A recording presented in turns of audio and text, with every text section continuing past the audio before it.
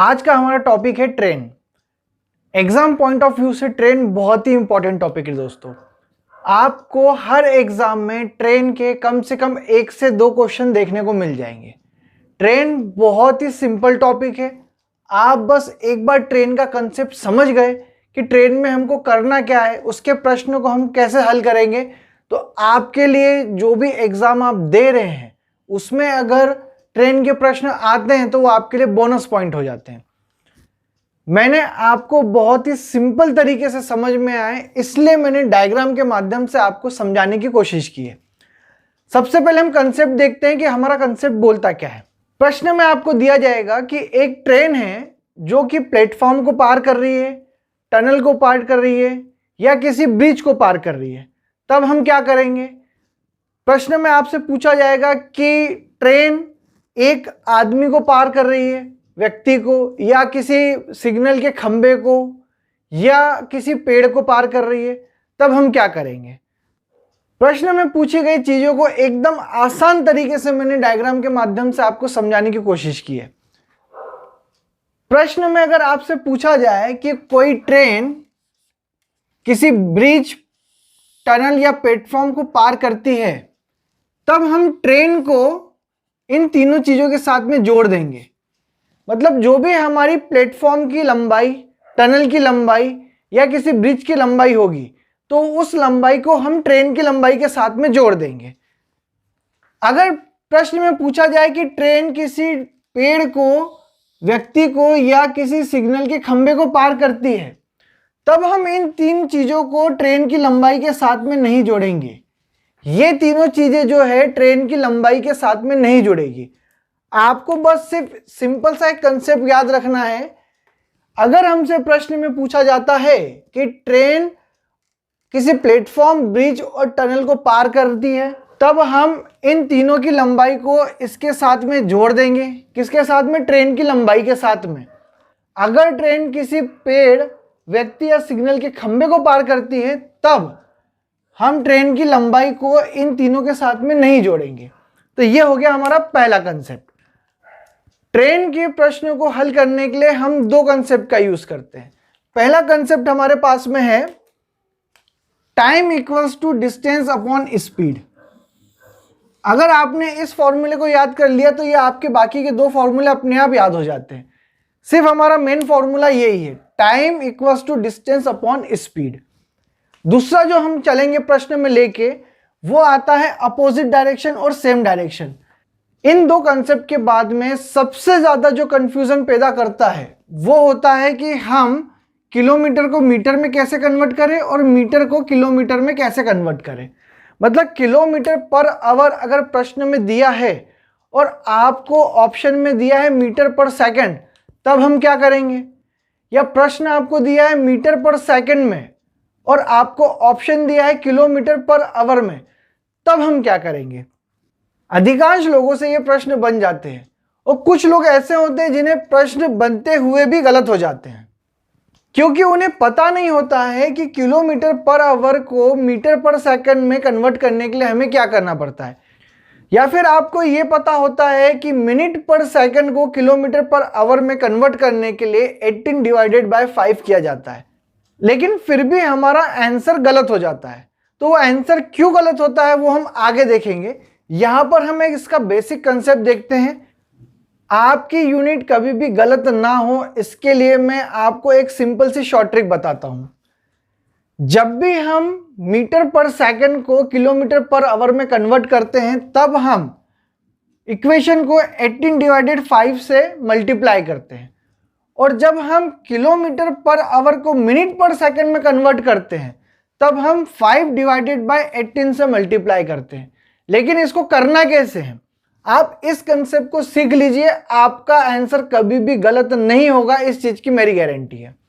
देखिए, अगर हमें मीटर पर सेकंड को किलोमीटर पर आवर में कन्वर्ट करना है तो 18 डिवाइडेड 5 से हम मल्टीप्लाई करेंगे। कैसे करेंगे? जब हमें पूछा गया है कि टाइम निकालना है, प्रश्न में हमसे टाइम का अगर पूछा गया है तो हम क्या करेंगे, time equals to distance upon speed होता है। तो डिस्टेंस अपॉन स्पीड जब होगा और टाइम पूछा जाएगा तो आप एस के साथ में 18 डिवाइडेड बाय 5 का मल्टीप्लाई कीजिएगा। और जब आपसे प्रश्न में स्पीड निकालने के लिए पूछा जाता है तब आप पूरी इक्वेशन के साथ में 18 डिवाइडेड बाय 5 कीजिएगा। आप इस कंसेप्ट को लेके चलिए, आपका आंसर कभी भी गलत नहीं होगा, इस चीज की मेरी गारंटी है। और यही सेम कंसेप्ट हम इसमें करेंगे। अगर हमें किलोमीटर पर आवर में प्रश्न दिया है और ऑप्शन हमें मीटर पर सेकंड में दिया है, तब हम क्या करेंगे, सेम यही कंसेप्ट यहां पे यूज करेंगे। यहां पे क्या करते हैं हम 5 डिवाइडेड बाय 18 का यूज करते हैं। तो जब हमसे टाइम पूछा गया है तो हम क्या करेंगे, डिस्टेंस अपॉन स्पीड, तो हम स्पीड के साथ में 5 डिवाइडेड बाय 18 से मल्टीप्लाई करेंगे। कब, जब हमसे टाइम पूछा जाएगा। और जब हमसे स्पीड का कहा जाएगा तब हम पूरी इक्वेशन के साथ में 5 डिवाइडेड बाय 18 करेंगे। आप इस कंसेप्ट को बस एक बार फॉलो कीजिए, आपका आंसर कभी भी गलत नहीं होगा। अब हम इस टॉपिक में तीसरी चीज की तरफ चलते हैं। पहला तो हो गया हमारा main formula, time equals to distance upon speed. दूसरा हो गया हमें कन्वर्ट कैसे करना है हमारी यूनिट को। तीसरा कंसेप्ट आता है हमारे पास में डायरेक्शन। अगर ट्रेन अपोजिट डायरेक्शन से आ रही है, यानी कि एक ट्रेन यहां से आ रही है और दूसरी ट्रेन यहां से आ रही है, तो ये अपोजिट डायरेक्शन कहलाता है। तब हमारी जो ट्रेन की स्पीड है वो दोनों जो है ऐड हो जाएगी, R1 प्लस R2, ये दोनों जुड़ जाएंगे, ये दोनों आपस में जुड़ जाएंगे। दूसरा आता है अगर ट्रेन सेम डायरेक्शन में जा रही हो, यानी कि ट्रेन नंबर 1 भी इसी तरफ जा रही है और ट्रेन नंबर 2 भी इसी तरफ जा रही है, तब हम क्या करेंगे, इन दोनों की स्पीड को R1 माइनस R2 कर देंगे। अगर सेम डायरेक्शन में है तो हम माइनस करेंगे, हम इनका डिफरेंस ले लेंगे, हम इन दोनों स्पीड का डिफरेंस ले लेंगे। आप सिर्फ इन कंसेप्ट्स को ध्यान रखिए, इन फॉर्मूला को ध्यान रखिए, आपका क्वेश्चन ट्रेन का बहुत ही सिंपल होगा और आपको फ्री के 2 मार्क्स देगा। हमारा पहला प्रश्न, जिससे कि आपको कंसेप्ट और भी ज्यादा अच्छे से समझ में आएगा। ठीक है, देखते हैं, आइए। प्रश्न में पूछा है 100 मीटर लंबी रेलगाड़ी, कितना, 100 मीटर लंबी रेलगाड़ी 36 किलोमीटर पर आवर की चाल से जाते हुए रेलवे लाइन के पास खड़े व्यक्ति को कितनी देर में पार करेगी। ठीक है, हमने स्टार्टिंग में देखा था कि ट्रेन अगर किसी प्लेटफॉर्म, ब्रिज और टनल को क्रॉस करती है तो उसकी लंबाई ट्रेन के साथ जुड़ जाएगी, और अगर किसी ट्री, पोल या मेन को पार करती है तो उसकी लंबाई ट्रेन के साथ में नहीं जुड़ेगी। यानी कि जो हमारे पास में व्यक्ति दिया हुआ है, ये व्यक्ति, इसकी लंबाई जो है वो ट्रेन की लंबाई के साथ में नहीं जुड़ेगी। ठीक है, यहां पे हमारा प्रश्न क्लियर हो गया। और उसने क्या बोला है कि कितनी देर में पार करेगी, यानी इसने हमसे टाइम पूछा है कि कितनी देर में पार करेगी। हमने स्टार्टिंग में 3 फॉर्मूले देखे थे, जिसमें से एक फॉर्मूला था हमारे पास में time equals to distance upon speed. तो हम इस फॉर्मूले का यहां पर यूज करेंगे क्योंकि इसने हमसे टाइम पूछा है। ठीक है, अब हम जमा लेते हैं। हमारे पास में क्या है, T equals to distance. Distance जो है वो होता है हमारा ट्रेन। ठीक है, जो हमारी ट्रेन की लंबाई है वो होती है हमारा डिस्टेंस। तो ट्रेन की लंबाई कितनी दी गई है, 100 मीटर, अपॉन स्पीड। स्पीड हमारे पास में दी गई है ये, तो स्पीड कितनी दी गई है, 36। अब यहां पे देखिए, यहां पे हमसे पूछा है किलोमीटर पर आवर, प्रश्न में दिया है किलोमीटर पर आवर, और पूछा किस में है, सेकंड में। ठीक है, तो हम किलोमीटर पर आवर को सेकंड में कन्वर्ट करने के लिए क्या करेंगे, 5 डिवाइडेड बाय 18 इसका इस्तेमाल करेंगे। हमने स्टार्टिंग में क्या देखा था, अगर हम टाइम निकाल रहे हैं तो टाइम निकालते समय स्पीड के साथ में हम यूनिट को इनटू करेंगे कन्वर्ट करने के लिए। तो हमारे पास में ये जो है 5/18, तो इसको हम क्या करेंगे, स्पीड के साथ में इनटू करेंगे, 5/18 यानी कि 5 डिवाइडेड बाय 18। अब क्या होगा कि जो हमारा टाइम है वो हो जाएगा 100/36, और ये जो है इसको हम उल्टा देंगे, रिवर्स कर देंगे, तो ये ऊपर जाके क्या हो जाएगा 18/5।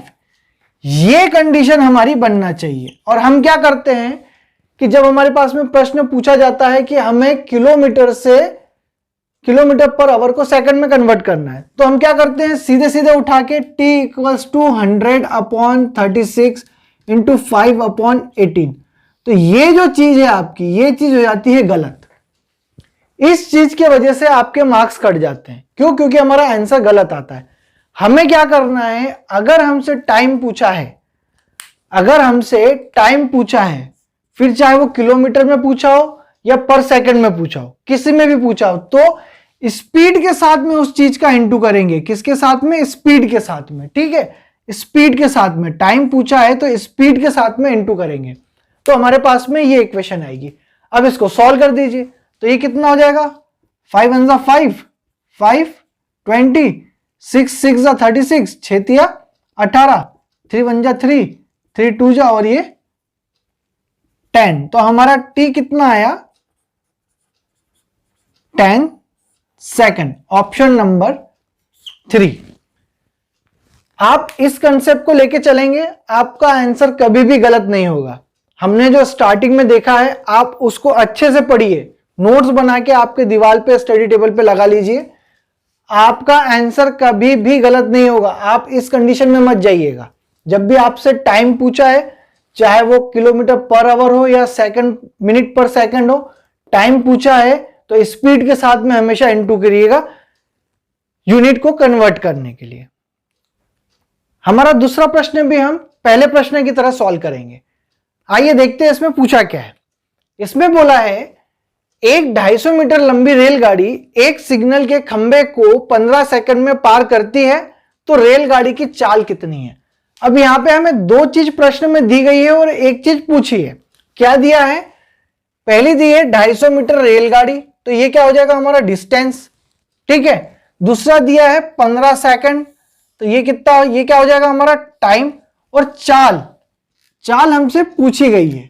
ठीक है, चाल हमसे पूछी, यानी कि ये हो जाएगी हमारी स्पीड हमें फाइंड करनी है। तो हमने स्टार्टिंग में देखा था कि फॉर्मूला क्या है, speed equals to distance upon time. अब अपन यहीं पे क्वेश्चन को सॉल्व करके देखते हैं कि यहां पर जो है सेकंड बोला है 15 सेकंड, और ऑप्शन हमारे पास में क्या दिया है, किलोमीटर। तो हमें इसको इसमें कन्वर्ट करना पड़ेगा। तो हम कन्वर्ट करने के लिए क्या करेंगे, 18/5 यानी 18/5 से मल्टीप्लाई करेंगे। हमने कंसेप्ट में क्या देखा था कि अगर हमसे स्पीड पूछी जाएगी तो हम डायरेक्ट इसके साथ में इसका मल्टीप्लाई कर देंगे, चाहे वो किलोमीटर पर आवर हो या मिनट पर सेकंड हो। पिछली बार हमसे टाइम पूछा गया था तो हमने स्पीड के साथ में इसको यूनिट को मल्टीप्लाई किया था कन्वर्ट करने के लिए। अब यहां पे हमसे स्पीड पूछा है तो हम डायरेक्ट इसको इससे मल्टीप्लाई कर देंगे। बहुत ही सिंपल तरीका है दोस्तों। आप सिर्फ जो फर्स्ट में हमने कंसेप्ट पढ़ा था उसको याद रखिए, आपके सारे आंसर बहुत ही इजी वे में बिल्कुल सही आएंगे। ठीक है, अब हमारे पास में दो वैल्यू दी गई है, एस फाइंड करना है। तो एस इक्वल्स टू कितना हो जाएगा, डिस्टेंस कितना है हमारा 250 मीटर अपॉन टाइम कितना दिया है 15 सेकंड इनटू 18/5। बस ये आपका आंसर आ गया। आप इसको सॉल्व कर लीजिए। 5 1 5, 5 5 25, 3 5 15, 5 18, 5 1 और ये कितना हो गया हमारा 60। तो ये हो जाएगा 60 kilometre per hour answer, option number 2। आपको कुछ भी नहीं करना है, फर्स्ट कंसेप्ट आप क्लियर होना चाहिए जो हमने स्टार्टिंग में देखा। एक तो ट्रेन वाला कि ट्रेन के साथ में क्या जुड़ेगा और क्या नहीं जुड़ेगा। दूसरा, हमें यूनिट कन्वर्ट करने के लिए किसके साथ कब और कैसे मल्टीप्लाई करना है। आप इस कंसेप्ट को याद कर लीजिए, आपके ट्रेन के सारे क्वेश्चन इजीली सॉल्व हो जाएंगे। हमारा तीसरा प्रश्न भी हम पहले दो प्रश्न की तरह सॉल्व करेंगे। इस प्रश्न में थोड़े से चेंजेस है जो कि हम प्रश्न पढ़ेंगे तब हमें समझ में आएगा। पहले हमने क्या किया, एक आदमी या एक सिग्नल का खंबा यानी सिग्नल पोल प्रश्न में हमसे पूछा गया था तो हमने उसमें ऐड नहीं किया था। इसमें थोड़ा सा चेंजेस है, देखिए क्या है। प्रश्न में हमसे पूछा गया है 171 मीटर लंबी रेलगाड़ी 45 किलोमीटर प्रति घंटे की चाल से 229 मीटर लंबे प्लेटफॉर्म को कितने समय में पार करेगी। अब यहां पर हमारे पास में तीन चीजें दी है, पहले दो प्रश्न में दो चीजें दी गई थी, यहां पे हमारे पास में तीन चीजें दी गई है। क्या क्या दिया है? पहला दिया है 171 मीटर रेलगाड़ी की लंबाई, जो कि हम डिस्टेंस लिखते हैं। उसके बाद में दिया गया है हमारे पास में 45 किलोमीटर प्रति घंटा, यानी कि ये क्या हो गई, हमारी स्पीड हो गई। और तीसरी चीज दी गई है हमारे पास में 229 मीटर लंबा प्लेटफॉर्म। ठीक है, प्लेटफॉर्म, तो प्लेटफॉर्म जो होता है वो हमेशा ट्रेन की लंबाई के साथ में ऐड होता है। ये हमने स्टार्टिंग कंसेप्ट में देखा था कि ट्रेन के साथ में प्लेटफॉर्म को ऐड किया जाता है। ठीक है, तो हम क्या करेंगे, प्लेटफॉर्म को ट्रेन की लंबाई के साथ में ऐड कर देंगे। अब हमसे पूछा क्या गया है इसके अंदर कि कितना समय लगेगा, समय यानी कि टाइम हमसे पूछा है। ठीक, हम अब तीसरी चीज हम क्या देखते हैं कि हमारा जो प्रश्न है वो किलोमीटर में है और ऑप्शन जो है वो सेकंड में है, तो हम इसको इसमें कन्वर्ट करेंगे। किलोमीटर को सेकंड में कन्वर्ट करने के लिए क्या किया जाता है, 5/18, यानी कि 5 डिवाइडेड बाय 18 से हम मल्टीप्लाई करेंगे। हमसे टाइम पूछा है, तो टाइम कितना होता है, T इक्वल्स टू D/S, और किलोमीटर को सेकंड में कन्वर्ट करना है तो हम इस यूनिट को S के साथ में मल्टीप्लाई करेंगे, तो ये कितना हो जाएगा 5/18। जब हम इसको यहां पे देखेंगे तो ये हो जाएगा हमारा T इक्वल्स टू D, और हमारे पास में क्या है, प्लेटफॉर्म की लंबाई, तो प्लेटफॉर्म की लंबाई को यहां पे ऐड कर दीजिए, तो प्लेटफॉर्म की लंबाई हो गई ऐड P/S इंटू, अब ये ऊपर चला जाएगा तो ये कितना हो जाएगा 18/5। अब हम इस चीज में हमारी वैल्यू को रखेंगे, आपका आंसर बिल्कुल सही आएगा। हमने कुछ भी नहीं किया है, पहले हमने एस टी पूछा है तो एस के इनटू में यूनिट कन्वर्ट करने के लिए 5 डिवाइडेड बाय 18 कर दिया, प्लेटफॉर्म की लंबाई दी है तो हमने ट्रेन के साथ में ऐड कर दी। ठीक है, तो t इक्वल्स टू कितना हो जाएगा, d डिस्टेंस कितना है हमारा 171 प्लस प्लेटफॉर्म की लंबाई कितनी है 229 अपॉन स्पीड कितनी दी गई है हमारे पास में 45 और 18 डिवाइडेड बाय 5।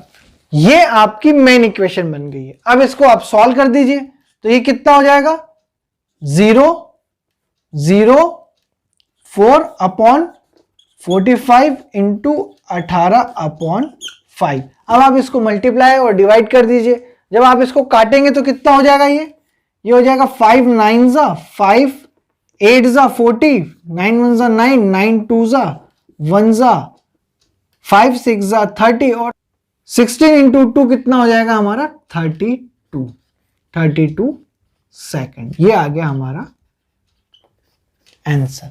बिल्कुल सिंपल है, स्टार्टिंग के कंसेप्ट को ध्यान रखिए, सिस्टमेटिक तरीके से जमा लीजिए। आप जितना फास्ट कैलकुलेशन कर सकते हैं उतना फास्ट कैलकुलेशन कीजिएगा।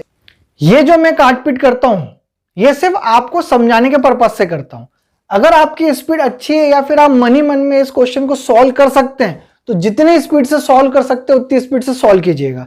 यहां पर सभी टाइप के लोग आते हैं देखने के लिए, पढ़ने के लिए, सीखने के लिए, तो जिनको आता है वो तो बहुत स्पीड से कर लेते हैं, उनको लगता है कि यार टाइम कंज्यूमिंग है।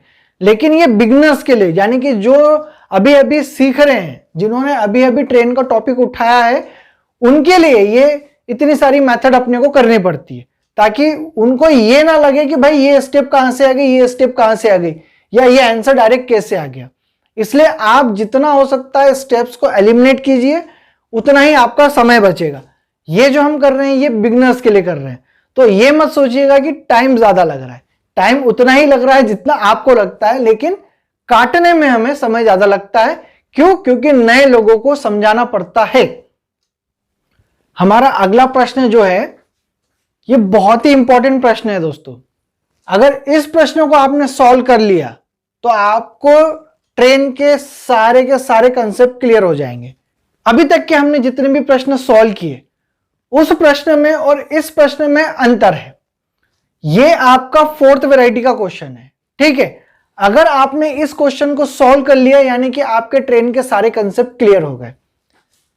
प्रश्न में क्या पूछा है, एक 240 मीटर लंबी रेलगाड़ी एक प्लेटफॉर्म को 20 सेकंड में पार कर जाती है, तो रेलगाड़ी की चाल कितनी है।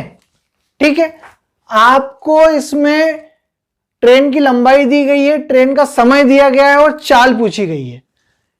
इस क्वेश्चन में एक चीज हिडन है जो कि आपको ढूंढना है, वो क्या है। ठीक है, आपके पास में मैं आपको हिंट दे देता हूं इस प्रश्न को सॉल्व कैसे करना है, बाकी आप इसको सॉल्व करके कमेंट बॉक्स में इसका आंसर दीजिएगा। ठीक है, इसमें आपसे पूछा है, बोला गया है कि एक 240 मीटर लंबी रेलगाड़ी है, तो आपको क्या मिल गया यहां पे, डिस्टेंस। फिर इसने बोला है एक प्लेटफॉर्म, तो यहां पे भी आपको क्या मिल गया है, डिस्टेंस। ये हो गया डिस्टेंस 2 और ये हो गया डिस्टेंस 1। 20 सेकंड में पार करती है, कितना, 20 सेकंड में, तो ये हो गया आपका टाइम। और इसकी चाल कितनी है, तो ये क्या हो गई आपकी स्पीड, जो कि आपको फाइंड करना है। इस क्वेश्चन को सॉल्व करना बहुत ही इजी है, इसको आप पढ़िए अच्छे से, इसका कंसेप्ट समझिए कि पहले जो हमने प्रश्नों को हल किया है वो और इस प्रश्न में क्या अंतर है, ये आप हमें कमेंट बॉक्स में लिख के बताइए। अगर आपसे ये प्रश्न हल नहीं होता है, यानी कि ये प्रश्न अगर सॉल्व नहीं होता है, तो आप कमेंट बॉक्स में बताइए, मैं आपको इसका सॉल्यूशन बताऊंगा। ये हमारा नेक्स्ट क्वेश्चन है। जितने भी प्रश्न हमने अभी पहले सॉल्व किए हैं, जितने भी क्वेश्चंस लगाए हैं, उनसे थोड़ा सा डिफरेंस है। अभी हम जितने भी क्वेश्चंस आगे करते जाएंगे, उन सभी क्वेश्चंस में आपको कुछ ना कुछ डिफरेंस मिलता जाएगा। मतलब अभी हमने जो सिंपल क्वेश्चन लगाए थे, इसमें थोड़ा सा चेंजेस आते जाएंगे। तो इसमें क्या पूछा है उसको देखते हैं।